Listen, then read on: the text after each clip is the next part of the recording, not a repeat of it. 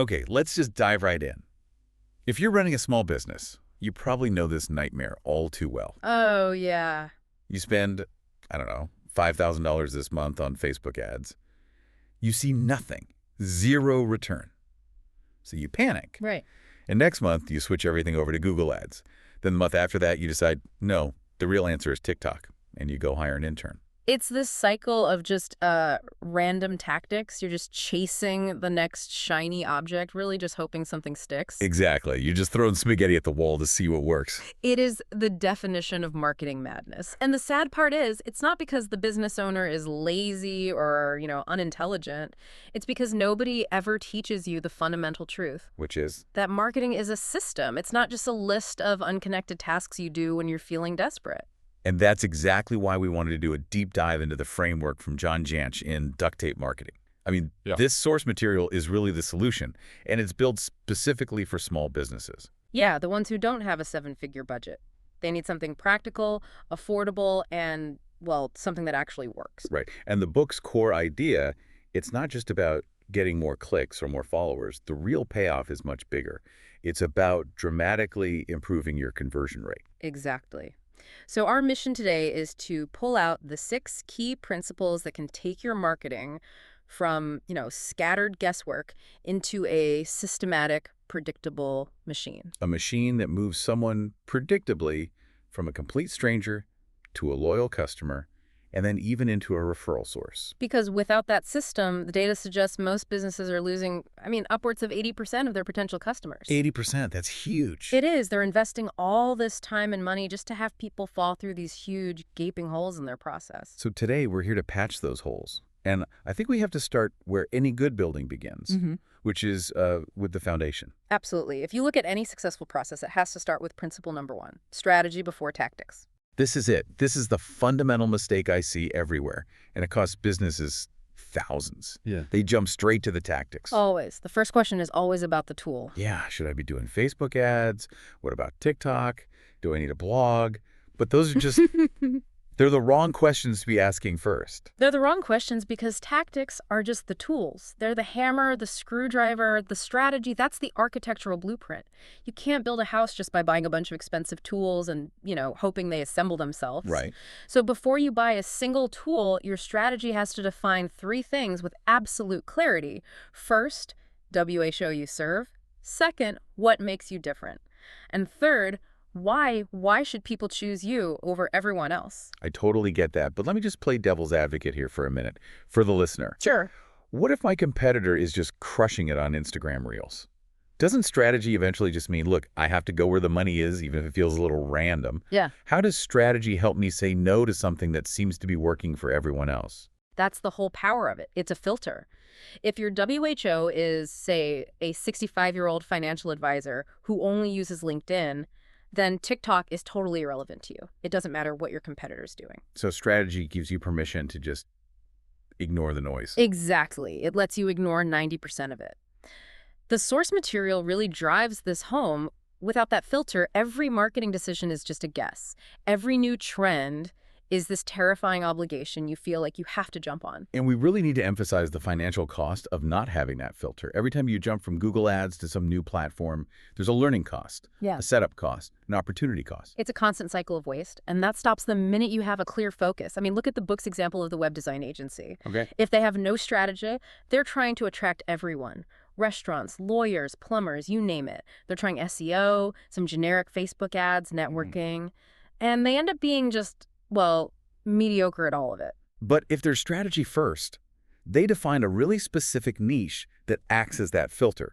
So for example, we serve health and wellness brands earning $200 to $500K annually who need websites that convert visitors into email subscribers. Now look what happens. Just look what happens to their marketing budget. They instantly stop wasting money on SEO that attracts plumbers. Right. They stop running these expensive, vague ads. Their tactics become obvious. They run super targeted LinkedIn ads. They speak at health industry conferences. They write case studies about converting wellness leads. The focus makes the work easier, and the budget goes so much further. That shift from scattered to focused it's just transformative. Even the example of the small local bakery. Instead of just 20% off donuts, a strategic bakery defines itself as the premium celebration cake destination. And suddenly their whole marketing changes. They're partnering with high-end event planners. Their marketing is all about these elaborate, high-margin, custom cakes. Focus isn't about limiting your business, it's about limiting your wasted effort. So once that strategy is locked in, we need a map for the customer's journey. And that brings us to principle number 2, which is the marketing hourglass. I love this concept because it immediately just shatters the assumption that the customer journey ends at the cash register. It doesn't, not even close. The book maps out 7 specific stages. It's know, like trust, try, buy, repeat, and refer. And what's so important here is to understand the structure. It's an hourglass for a very specific reason. It starts broad at the top, it narrows for the purchase, the buy stage, and then it expands again dramatically at the bottom with your repeat and refer. Okay, but why the hourglass shape? Like, what happens if I try to skip a stage? You lose the prospect. Yeah. Instantly. It's a psychological flow. I mean, imagine working up to a stranger on the street, someone in the know stage, and immediately asking them to invest $500 in your business, the buy stage. They'd think you were crazy. They'd run away. Of course they would, because they don't trust you. You haven't earned the right to ask for the sale yet. The hourglass forces you to create specific things, content, offers, that meet their readiness at every single stage. That makes so much sense. And it lets you diagnose exactly where your process is breaking down. Let's use that online business course example to walk through it. Okay, so for the know stage, you're just putting out free educational YouTube videos, pure awareness. For the like stage, you offer a free template download in exchange for their email. Okay, so you have their contact info now. Right. Then you earn trust with an email series that's full of case studies, testimonials, social proof. Then comes the really crucial stage, which is try. Maybe a $27 mini course. It's a low-risk way for them to see your value. And only after all those steps do you actually ask for the big sale. Only then do you pitch the $497 flagship course, the buy stage. And the power continues after that. You move them to repeat by telling them about advanced courses, and then to refer, where you actively ask for testimonials. You're serving people exactly where they are in their journey. You're not rushing them. And if we've mapped out that journey with the hourglass, we have to make sure we're putting the right people in at the top. This brings us to principle number 3, defining your ideal client. And this requires, as you said, surgical specificity. It really does. If you say everyone is your target market, your marketing is just noise. It's like you're broadcasting with a bullhorn instead of having a conversation. It is amazing how many businesses just settle for these vague profiles. Mm-hmm. The book's example of the business coach is perfect. A vague target is small business owners who want to grow. I mean, that's useless. Totally useless. But look at the detail they push for. Sarah, she's 38, owns a boutique marketing agency with 3 employees. Her revenue has been stuck at $250K for 2 years. She's working 60 hours a week, and she's terrified of hiring the wrong people. Wow. Okay, that's a real person. Right. And that level of detail, it's a huge time saver. You know Sarah's language. You know her deep fear of losing control, hiring someone who wrecks what she's built. So your content almost writes itself. You're not just posting generic advice anymore. No.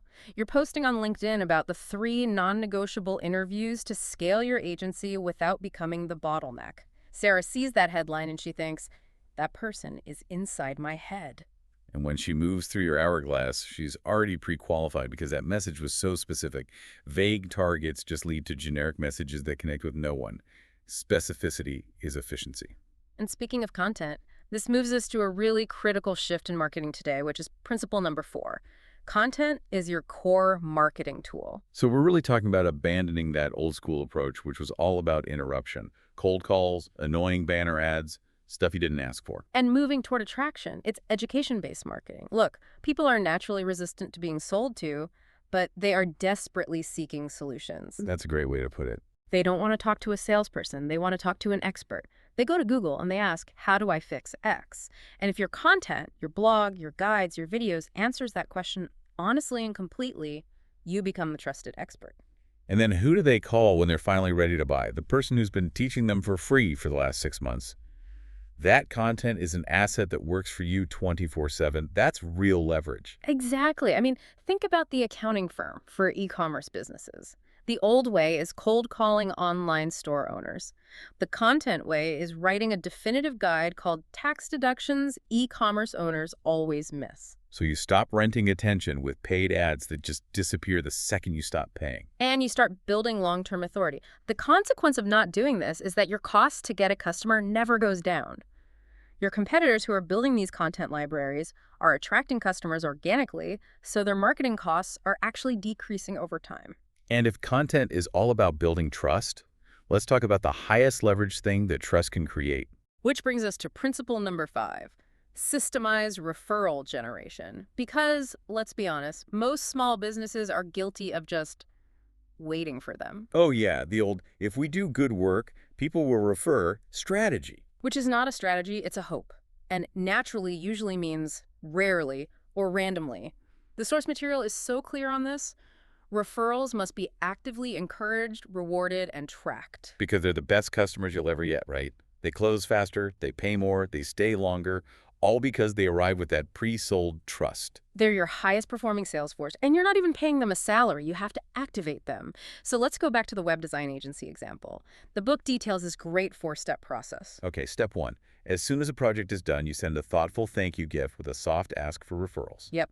Step 2, you create a formal, easy-to-understand program. Something like $500 credit for you, $500 off for your friend. It has to benefit everybody. Step 3 is sending out, a quarterly follow-up email, just a non-salesy check-in.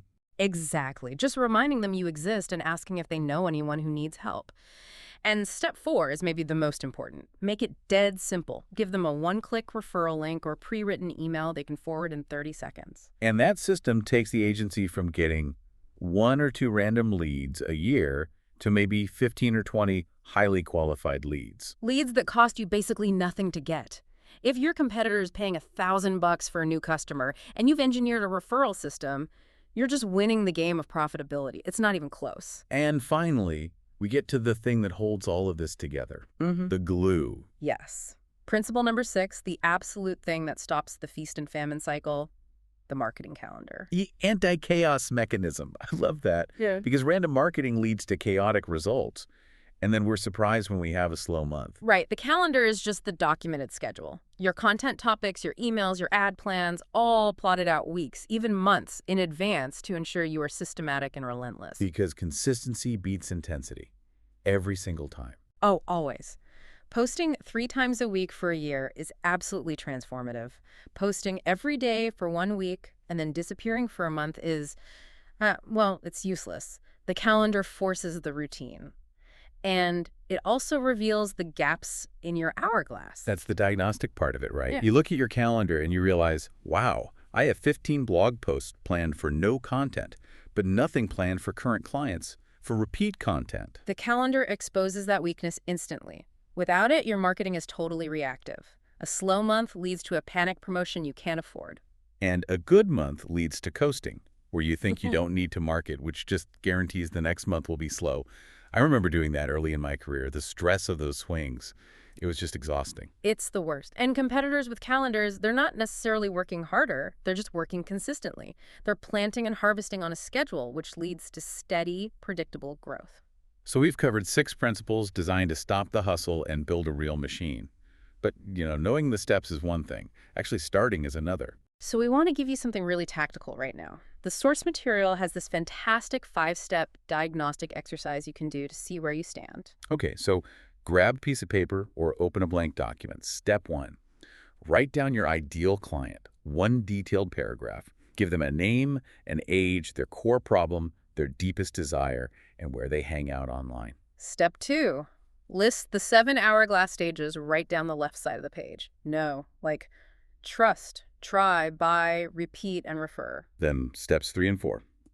Next to each of those stages, write 1 specific thing you currently do to market to someone at that point. If you do nothing, just be honest and write the word GAP. And finally, step 5. Just look at those gaps. You don't have to fix them all at once. Just pick the single easiest one to fill this week. Maybe you have a great no content, but no try step. So your goal for the week is to create a simple, low-risk offer, a $10 checklist, a short guide, whatever, and launch it by Friday. And just like that, you've diagnosed your marketing system. And more importantly, you found exactly where you're bleeding customers. This whole framework, it's really about a mindset shift. If you take away just one thing from this deep dive, let it be this. Marketing is a system you build once and improve forever. It is not a random collection of tactics you try when you get desperate. You don't need the biggest budget to compete. You need a documented, repeatable process. And you have that blueprint now. Strategy, hourglass, ideal client, content, referrals, calendar. Most businesses are going to keep winging it. They'll keep spending money on random ads and wondering why it all feels so impossibly hard. But you now have the clear, systematic blueprint to be different. Sustainable growth, it isn't a mystery. It just starts with this kind of clear diagnosis.